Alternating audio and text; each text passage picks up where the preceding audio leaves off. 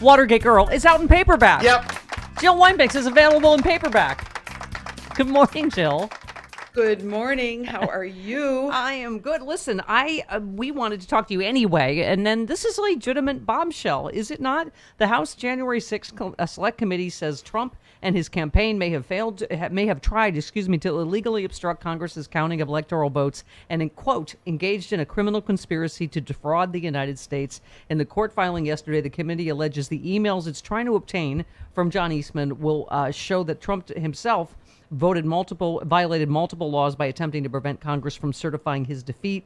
They are challenging John Eastman's attempt to withhold documents and emails from them. The committee argues communications between an attorney and client are not protected from the disclosure if the client is seeking advice on committing a crime, which you've told us multiple times is the crime fraud exemption, right? Exactly. So first, when you say the word bombshell, today it makes me, and I'm wearing yellow and blue, including your mother's blue pin. Oh, I see that.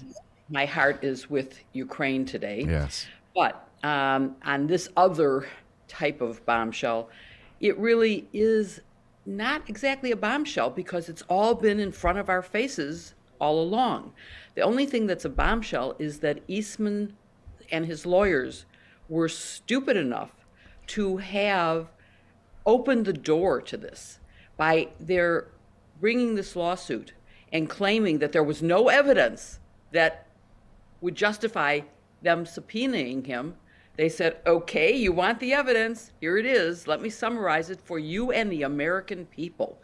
It's out there, it has always been out there. Everything that they pointed out, with very few exceptions, has been known to us for a long time. Yeah. So what's interesting, I just before we opened this link to talk, Mark Short is on MSNBC saying, well, it's all Eastman's fault. He was giving bad advice to the president. The president can't be blamed for this. Wow. I'm too polite to say what I want to say. Okay. But it's not true. Right. That is baloney. I mean, what delusional world is he living in? And this is someone who's supposedly cooperating with the January 6th committee. Right. That kind of cooperation they don't need. Well, the committee said the facts we've gathered strongly suggest that Dr. Eastman's emails may show he helped Donald Trump advance a corrupt scheme to obstruct the counting of electoral college ballots and a conspiracy to impede the transfer of power. So this is and I guess they had to do this. This was a court filing. But, I mean, this is the first time we have seen it in writing, right? Engaged in a criminal conspiracy to defraud the United States, which, and I pointed out earlier, Jill, this is not the first time. This is what the Mueller report was about. It's what the Ukrainian impeachment was about. I mean, this is, I'm hoping 3 strikes and you're outlaw will take, this in terms of defrauding the United States of America. Right. Well, we've had 2 impeachments that proved that as well. And this clearly shows a violation in addition of another law, not just the conspiracy law, but of the obstruction of a proceeding of Congress. And there you have it. It's a substantive crime. It's a conspiracy crime. There's guilt. I don't know how the Department of Justice under Merrick Garland can continue to not start an investigation, announce an investigation. I don't know why he's waiting for an official referral from Congress, or if that's what he's waiting for, or maybe we're all wrong and there is a secret investigation going on right now because it has to be kept from the public, because if you're using a grand jury, those proceedings are secret. But to me, we're long past the point where it wouldn't have leaked. Someone would have said, I'm not coming in to testify, I'm suing you, I'm going to court. Someone would have said, I'm proud to be going in to testify. There's no way, because while the grand jurors and the prosecutors are barred by grand jury secrecy from saying anything, witnesses aren't.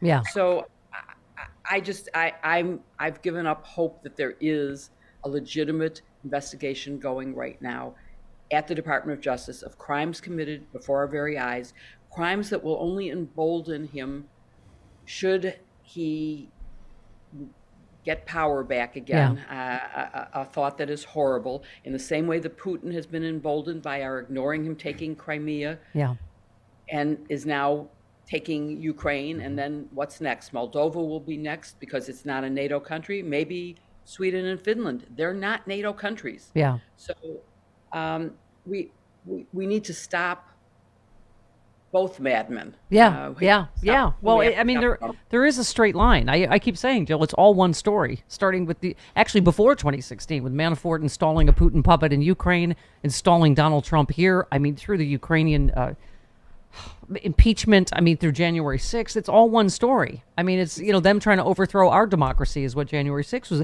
Let me ask you a couple other. I have a huge stack for you. Just want to know what you think legally is most significant. House Select Committee has revealed that Trump had multiple phone calls with another attorney. I hadn't even heard of this guy, Kurt Olson, who had pushed the DOJ to overturn the results of the election. He also prepared a draft executive order for Trump that would have directed the DOJ to take voter action and overturn Joe Biden's victory. It is amazing how many of these prongs there were of ways Yes. to defraud the United States and overturn this election. He rose from relative obscurity to become a favorite of Trump's because he was one of those people at the end telling him what he wanted to hear, I guess. Olson's name also appeared on a memo that was hand-delivered to Trump in his last days, a memo that appeared to include a recommendation on resorting to martial law if necessary.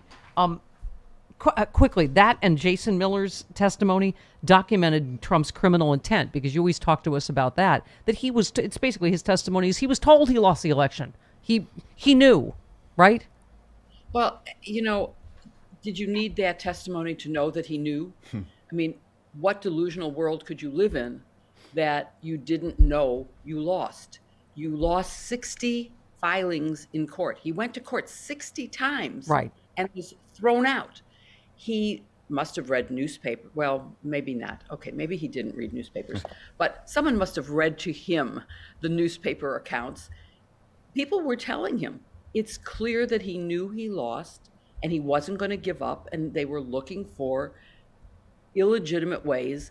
Sometimes you don't need But you a need- witness to say it. You just need circumstantial evidence. And anybody paying attention knew that the election was over, that we had a new president. Right. Even the vice president knew that. The vice president wouldn't do what he was being asked because he knew the truth. Well, that's the criminal intent you always talk about in the law. That's until lawyers need evidence or whatever. But yeah, I mean, he knew he lost. But what I'm saying is he's trying to get away with going, oh, well, if he really thought he won, then you can understand none of this is a crime. Well, the reporting here is here's Jason Miller providing testimony to the committee that Trump was told by his own campaign he'd lost. He was given a detailed breakdown. So when Trump continued to push the lie that he'd won, he was knowingly trying to obstruct the certification. That part's important legally, isn't it? It is very important. And the pushing the lie, which continues to this day, he is still saying there was fraud and I won. Yeah. This is a stolen election. He keeps saying that. That is a danger to democracy. You've said this just today, you said it. The danger to democracy that this poses to the end of what we know.